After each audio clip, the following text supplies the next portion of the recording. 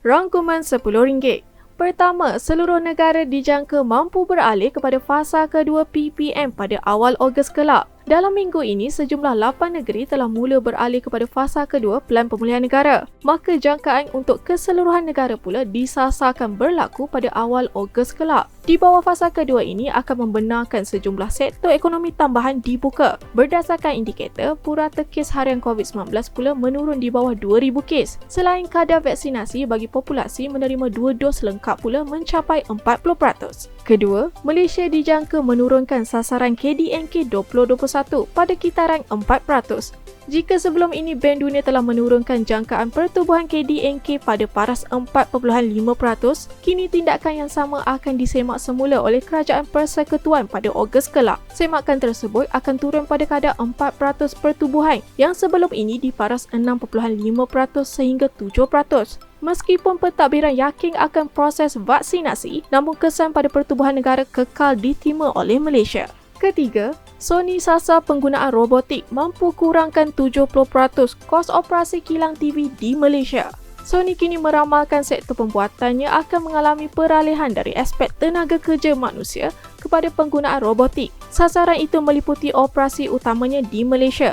Berdasarkan jangkaan, perkara itu akan berlaku menjelang 2023. Tidak hanya pengeluaran membabitkan televisyen namun merangkumi kos operasi telefon pintar dan kamera di masa hadapan. Keempat, 43% rakyat Malaysia kini tidak lagi kunjungi cawangan bank.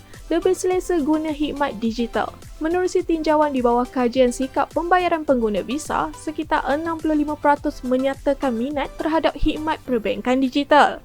Malah 43% daripada rakyat negara kini tidak lagi kunjungi mana-mana cawangan bank dan mengambil keputusan hanya menggunakan khidmat perbankan atas talian sahaja. Berdasarkan perubahan tingkah laku itu, orang awam dikatakan lebih tertarik akan khidmat digital yang ditawarkan, di mana khidmat tersebut lebih cekap, mudah, senang diakses dan lebih selamat. Malah khidmat ini dapat mengelakkan orang awam dari sertai kawasan sesak dan menghadkan interaksi secara bersemuka berlaku. Kelima, kadar gaji upah bulanan pekerja di Malaysia kini menyusut. Tinjauan Jabatan Perangkaan Malaysia dapati tahun lalu penurunan ini didorong atas faktor krisis kesihatan iaitu pandemik COVID-19 dan ketidaktentuan ekonomi, di mana rata-rata ekonomi memilih kaedah pemotongan gaji dan pemberian cuti tanpa gaji kepada kaki tangan mereka. Malah sebahagian besar pekerja di Malaysia telah dikategorikan sebagai separa mahir. Ini menjadikan kesukaran buat individu untuk meneruskan tugasan mereka menerusi konsep bekerja dari rumah atau melalui digital, sekaligus menyebabkan pendapatan mereka terjejas.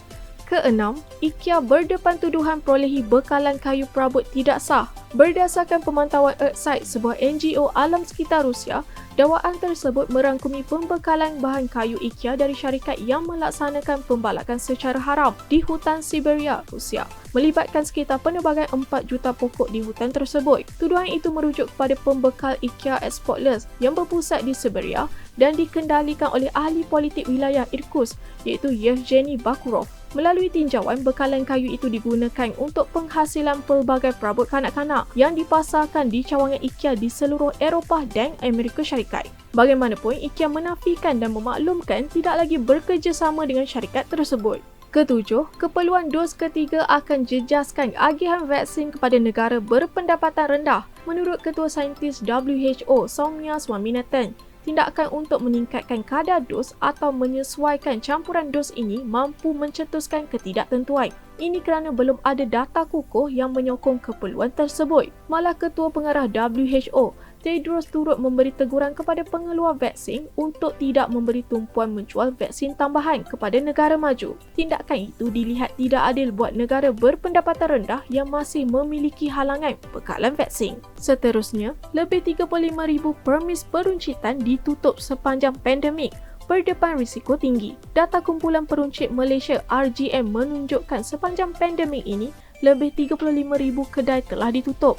Malah dianggarkan sehingga 80% daripada 51,000 kedai akan alami kerugian dan terpaksa menutup operasi mereka selamanya. Ini akan membawa kepada kehilangan pekerjaan bagi sektor peruncitan dan meningkatkan kadar pengangguran negara. Kesembilan, sekitar 145,000 rakan penghantar Grab Foodpanda kini dilindungi per keso.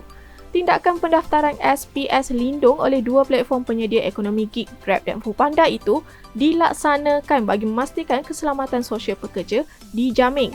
Pekerja pengantaran akan menerima bantuan berbentuk pembiayaan penuh caruman sekitar RM232.80 Malaysia bagi tempoh setahun di bawah plan kedua, skim keselamatan sosial pekerjaan sendiri. Adanya kerjasama sedemikian, ia akan memberi galakan kepada penyedia platform ekonomi gig untuk memperkasakan peningkatan kebajikan ke atas para pekerja mereka. Akhir sekali, yuran Universiti Awam kini dikurangkan sehingga 35%. Terdapat beberapa jenis yuran yang ditawarkan bagi membantu para pelajar yang terjejas untuk kemasukan semester kedua sesi akademik 2019-2020. Ia meliputi yuran perkhidmatan, yuran asrama, yuran convocation dan yuran aktiviti college. Pengurangan ini melibatkan peruntukan sekitar 75 juta ringgit Malaysia di mana menggunakan sumber dana 55 juta ringgit Malaysia adalah dana Universiti Awam dan 20 juta ringgit Malaysia pula adalah dana tambahan pihak kerajaan. Teruskan ikuti rangkuman RM10.